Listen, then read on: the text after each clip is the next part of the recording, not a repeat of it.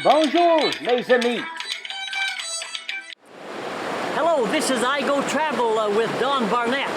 In this travelogue, we're going to look at the historic and famous Vandus, the military unit in the Canadian Army that's based in Quebec.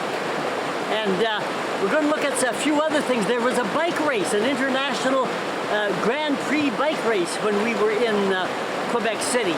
And the other thing that we'll look at in this travelogue is the Governor-General's second residence that's in Quebec City, and it's a grand building. All right, follow me. This is the Citadel, or fortress, in Quebec City. The Citadel is headquarters of the renowned Vandus, the only French-speaking regiment in the Canadian Armed Forces. The mascot for the Vandus is this goat, selected for its attributes of which the Vandus aspire. A fearless fighter, prepared to defend its territory to the last gasp if necessary. It, like the Vandus, has a tenacious will to succeed. At the Citadel, this is one of those tourist attractions where you stick your head out from the back.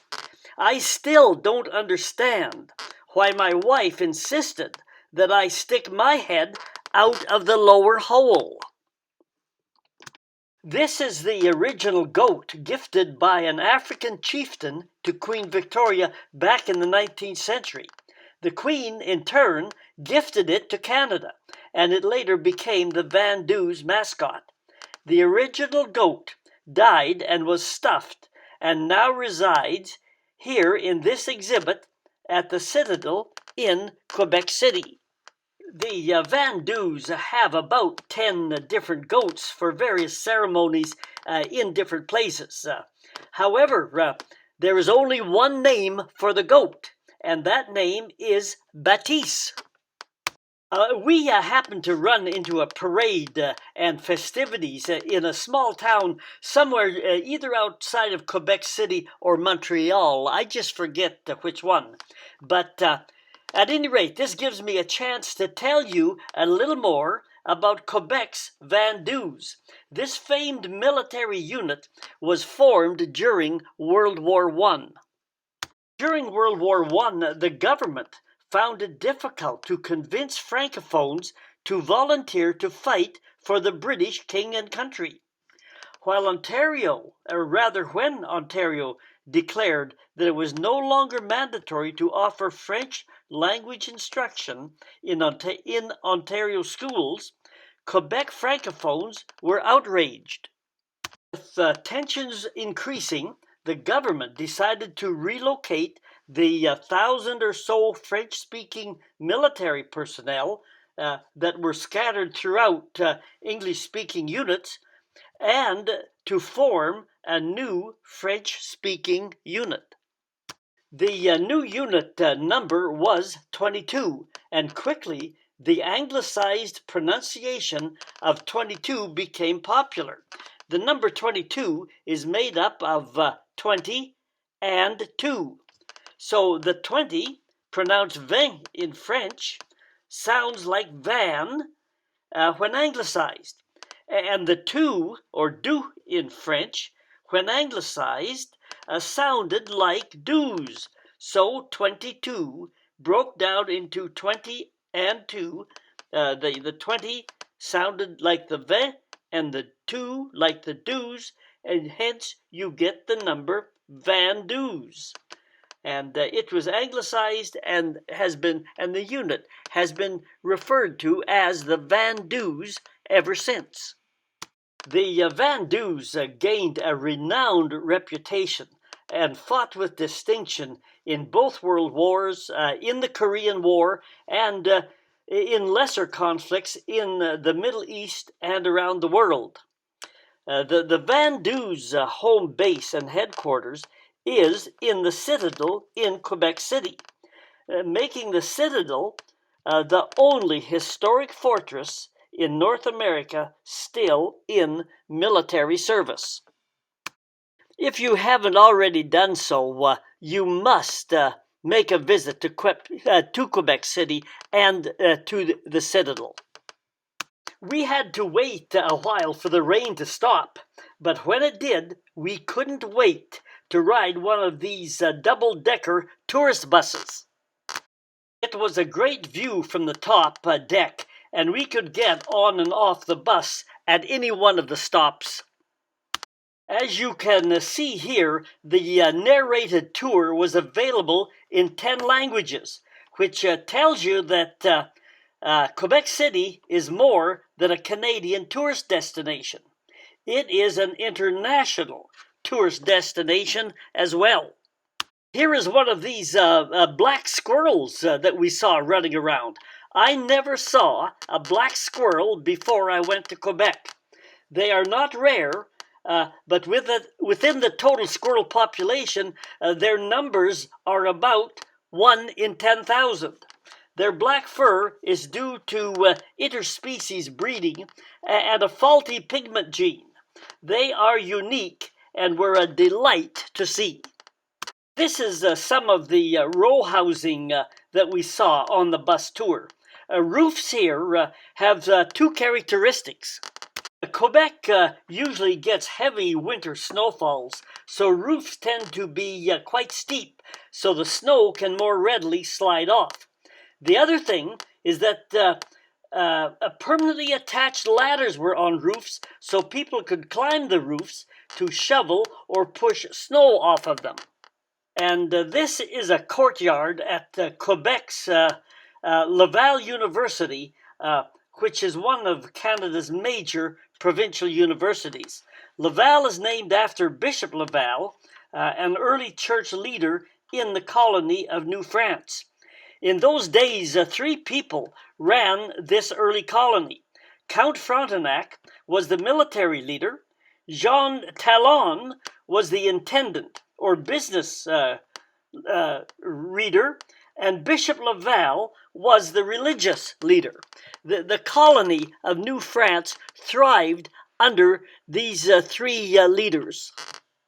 Both Montreal and Quebec City are on the World Grand Prix cycle tour. Fence rails were set up along the track to control the huge crowds. The world's top teams and world's greatest riders are on this tour. We were lucky enough to be in Quebec City when it was there. The race was a total of 16 laps with a little over 12.5 kilometers per lap. The total distance of the race was 200 kilometers. If you looked at the total altitude rise in the whole race, that total altitude rise was about 3,000 meters.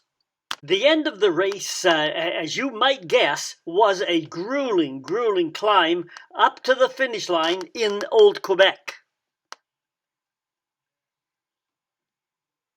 The Quebec Citadel, or fortress as it's called, is part of the fortifications of historic Quebec City. The Citadel is both a National Historic Site of Canada and a World Heritage Site that receives about 200,000 visitors annually. It contains the oldest military buildings in Canada. The Citadel in Quebec City is only one of 2 cities in North America that is surrounded by fortifications. The other is Campeche, Mexico. Quebec Citadel was modernized between 1820 to 1850, shortly after the War of 1812, to offset a feared attack by the United States. Just take a quick look at this timeline to kind of get a better handle on the time frame in Quebec. The early part of it at the top starts with Jacques Cartier in the 1500s and the other explorers, Champlain, Maisonneuve, the wars with the Iroquois as you work down the timeline. We had another travelogue that talked in some detail about the important date of 1759 on the Plains of Abraham, when the British wrested North America from France. But only 17 years later after that, the Revolutionary War in the U.S., the U.S. Sent troops to attack Montreal and Quebec and were defeated. And then about 36 years after that, look in the year 1812, the British-American War was another attempt by the U.S. to conquer British North America along the St. Lawrence River. And again, that ended in failure. In the War of 1812, between Britain and the U.S., the American armies that were sent north failed to even reach the St. Lawrence River. They were met by the British, who defeated them in at least 3 locations south of Montreal, between Montreal and the current Canada-U.S. border. The Americans were turned back in at least 3 significant battles. The battle at Chrysler Farm, the battle at Lacola Mills, and the battle at Chateauguay. After that, the Americans never attempted another military attempt against the British on the St. Lawrence.